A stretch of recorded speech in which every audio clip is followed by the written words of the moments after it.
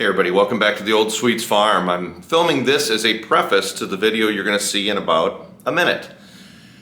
People have been asking about the compost. I've got the chicken manure, I've got the straw, and how am I going to get that broken down for the garden? So I wanted to do a big video on composting, and it was going to take 2 months, show the entire process. Well, that's going to be a long video, and I'm not going to put you guys through that. So I'm going to do it in chunks. Just want to preface this one mistake I made. I said something wrong in the video that you're going to see. I mentioned anaerobic bacteria. Anaerobic bacteria is bacteria that does not need oxygen. It uses the chemical process to break things down, and methane is released. So that's where your compost pile gets kind of slimy and stinky and gross.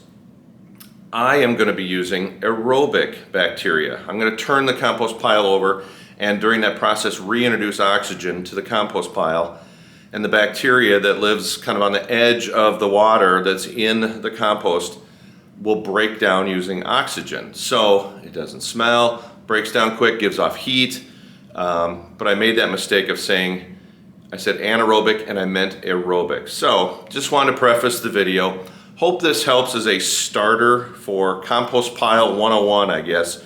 But hope you enjoy it. If you got questions on it, let me know. Otherwise, we're going to do some follow-up videos to show the process of composting as the big pile that's out there continues to break down and I get it ready for my garden. So thanks for watching, everybody. Just want to preface this. Take care. Hey, everybody. Welcome back to the Old Swedes Farm. I'm going to tackle a topic, and I'm going to do it over a couple of months here. So this is going to be a long video. But people are asking me about composting. What do I do out in the garden for composting? You've seen my other videos.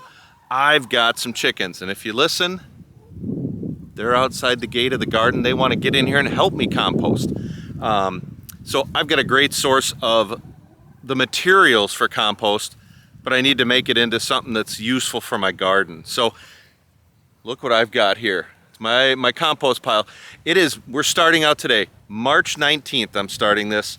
My goal is to have it ready right around Memorial Day. So I got 2 months before we're gonna plant here in Minnesota. 2 months to break this thing down. It is probably 10 feet by 10 feet and about 4 feet high. Now I know the girls are gonna get in here, turn it over and help me, but I want to just run through basics of compost, and then we're going to actually do it together. What do you put in to compost? You know, to get it going, you need 4 things. You need some nitrogen. Now, that can be grass clippings, that can be scraps from your kitchen, that can be, in my case, chicken droppings, animal droppings, and I've got a lot of them. So you need that nitrogen source, that green source. I mean, grass clippings are awesome for that. A lot of surface area, a lot of nitrogen in that grass. You also need carbon, some brown material, bags of leaves. It can be newspaper, it can be cardboard. In my case, it's straw. I've got straw from the pole barn. All winter, the girls were mixing their nitrogen droppings in with the straw, my carbon, and it's a match made in heaven.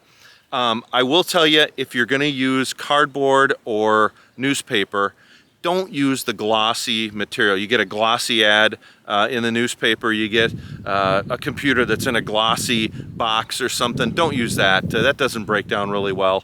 I'm not sure what's in there or what that surface is, but it doesn't seem to break down real well. So you need nitrogen, you need carbon, you need water. We need some water in there, and I've been spraying this down as I was building it up. So there's layers of carbon, nitrogen, water, carbon, nitrogen, water, and I'm going to spray the top down here now to get it going. So nitrogen, the carbon source, water, and you need air. It needs to be loose and airy.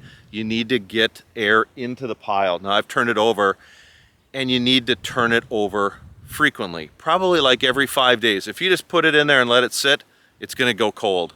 You're not going to get the bacteria in there fed. They need oxygen. So I've got an area right behind. I'm going to go back and forth here. Let's see if I can come back here. Hope you're seeing that. I'm out in the sun. It's real bright.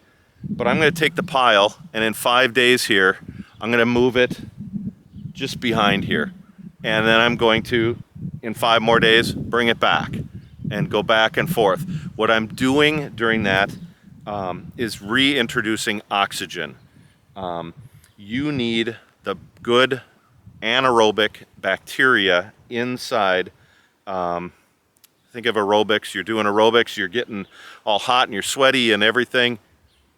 That's what the bacteria is doing. It's feeding in there, it's exercising, it's working, and it's giving off heat. A good compost pile is going to be really warm.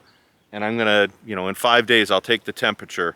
This was out, it's 40 degrees outside right now. I'm sorry, 45 degrees. A beautiful day in Minnesota. It's about 45 degrees in there. Now that I've piled it up, it's going to start working. You need that oxygen. So I'm going to move it, turn it over, reintroduce oxygen, let that bacteria get going again. I think this thing on a cold day is going to be just steaming out here. So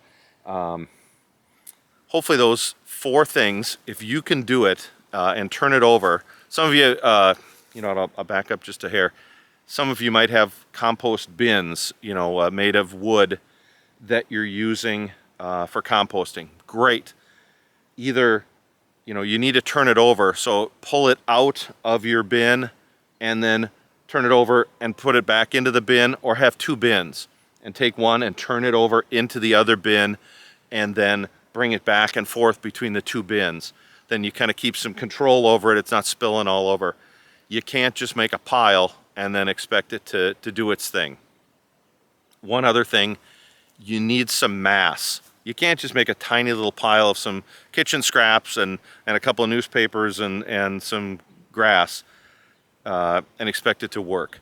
You need, from what I've read, about 9 cubic feet, so 3 feet by 3 feet by 3 feet. Once you get that mass in there, then you've got enough where that bacteria can start feeding and really start going. Now I've definitely, with a 10 by 10 by 4 foot pile, I've got a lot of biomass here. So I think it's going to be real successful. So let me pause here, and I'll come back in 5 days or so, kind of this 2 month project, and see what we got. But right now, 10 feet by 10 feet by 4. Got all the ingredients in there. I just need to top it off with water. And hopefully in 2 months, I'm going to have some incredible compost that I can spread around to different parts of the garden for the pumpkins, for the potatoes, for all parts of the garden that I'm going to need. So anyways, thanks for watching this. Hopefully it's not going to be too long, but hopefully we're going to hit our objective. Take care.